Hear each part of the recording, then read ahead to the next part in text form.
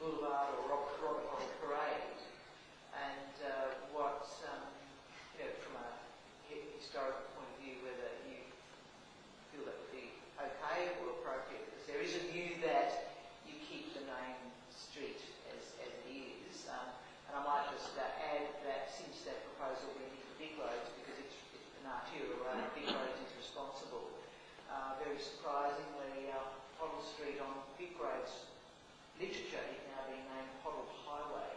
A very different perception from Robert Hoddle Boulevard or Robert Hoddle Parade. Well, my view for what it's worth is, first of all, I always favour keeping the old name if it's reasonable. Secondly, it's not a boulevard, it's not a parade, so I see no point in calling it that. What about on street names? You've got Alexander Parade, which used to be Violet Street. Yes. I mean, was Riley an important person? And how important is Alexandria in the Royal? No, I've got no strong view. I don't want to change it back to Riley Street, that's fine. I mean, the only reason it's a grand street was the site of a major drag. It wasn't. Yeah. Still is a major drag. Yeah. So. Well, I understand with the Ministry of Housing that part of the problem is that they built the factory, the homes being out, cement went in one end, and panels came out the other end, and they had to go every day of the week, and so they had to put these panels somewhere, and that made it much more difficult for people to stop the development of the high rise. Well, the high rise, that's true, and the 4-storey blocks around North Melbourne and elsewhere. But they, by this time of the Bush Crescent area, were planning much grander things than that. They introduced the Urban Renewal Act, which was meant to redesign whole suburbs, not with concrete panels, but to just intervene, take over the whole suburb. They brought in, of course, private developers. Although their charter was to help poor people get housing, they actually brought in private developers to, like the Payne Street development up here. They became sort of middle-class housing. Why the Housing Commission, with government money, was acquiring land, giving Amy Jennings the chance to develop the site and sell it at a profit, was just incomprehensible. So it wasn't by that time just the concrete panels. The concrete panel system, as you say, they leased the Homespan site first, which had been a munitions factory. Just at the time all this opposition was building up, which apparently was a ridiculous scheme, they bought it, and committed themselves to it. They ended up a few years later having to put proposals like using it to cast concrete panels for breakwaters in Port Phillip Bay, because they could see they wouldn't be able to build any more high-rise buildings. But having said all that, the system of construction was, in international terms, really very interesting technically. And I'm sure before long we'll all be out there asking to preserve the last Housing Commission high-rise block. Miles, I went on a tour of the South Melbourne block and stood on the 15th floor with the architect of the Melbourne Union. And you said that it might have been technically superb, but the only thing that the engineer told us that they had the straightest lift shaft in the world.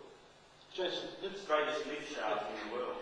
Okay, now just want to comment about that. First of all, the High Street block wasn't built on that system, which was built on a more conventional system.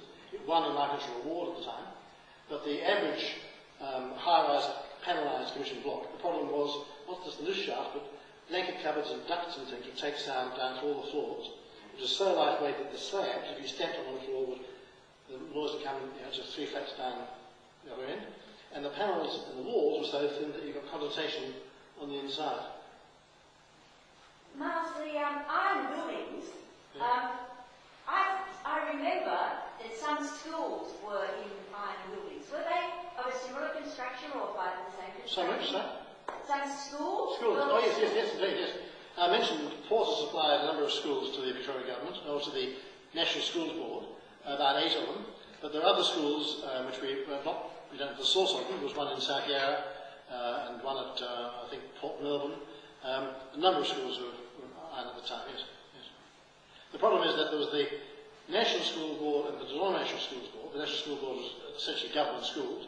The denominational schools were built by the denominations, the church denominations, under some control, and there's no one source which covers all that. But there is a very good book by Laurie Birchall on Victorian schools which will give you the background. Sorry, another question about tradespeople building North Fitzroy, all those big houses and the cedar staircases and stone and passageways. Where did all the skilled labour come from? Did they people that left the goldfields come to Melbourne to do that? Was there a shortage? By the time of North Fitzroy, you're talking about the 1880s, you're talking about 30 years after the height of the gold rush, so there's no direct connection.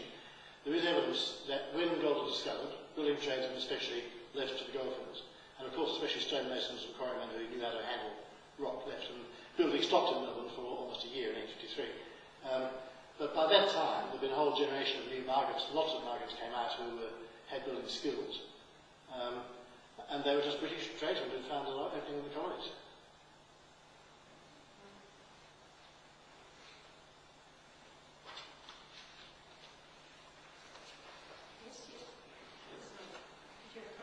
Miles, Melbourne's often regarded as one of the most livable cities, and I often think the areas that they're pointing to old Melbourne, and it was interesting, when Brumby was over in Shanghai, that they were going to copy aspects of old Melbourne in the development over in China and near Shanghai, and I thought, we should be doing this sort of thing, old Melbourne, in outer Melbourne. When Robin Boyd wrote, about the ugly suburbs, we should be ripping up Blackburn and Fox Hill, all these places that we built in the 60s and late 50s and 60s, and doing it in a much better style, taking town development styles that you were showing us in the early stages, where people have been emulating Edinburgh and places like that. Even over in, when you go over to a place like Paris and you go and look at Place de l'Arche, it's a lovely town square. Why aren't we building places like that? In terms of public space and providing the opportunity for developers to build their houses around it. I think I could go on for hours in response to that, but I'll make a couple of points. First of all, the big thing that makes Melbourne a so-called livable city is the suburban block. It's the single-storey development which Robin Boyd criticised. That's what people like. That's what people have their gardens, they can build a boat in the backyard and so on. And that's what Robin Boyd didn't like, that's all suburbia. And it's the very thing which government policy targets to get rid of those suburban blocks, which I think is in fact inevitable as population increases, even if they will for the time to go. Secondly, in the United States, when planning controls are minimal, private enterprise does the sort of thing you're talking about. People want to live in a good estate, and a developer says, I'm going to build a nice square, of course it'll be gated so the blacks can't get in, and it's very nice, and they create these nice spaces. Unfortunately, the planning system here doesn't allow us to do that sort of thing. I believe in the end, the outer suburbs of Melbourne will have to be developed in a denser way than the suburbs have in the past. It's much cheaper to build new housing at a metre density than to pull down existing housing and rebuild on those sites. It's cheaper to build out in suburbans, terrace houses and so on, near a railway station, near shops, than to go through Blackburn and pull down all the single-storey houses and rebuild and then try to drive more public transport through the middle of it and so on. The vision has to be, I believe, and essentially what Melbourne 2030 proposed, nodes of development which are properly serviced and suburbs outside those nodes.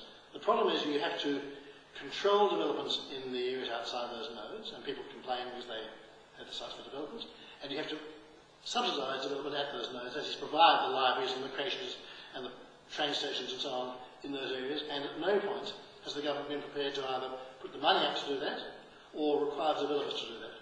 That's been the problem.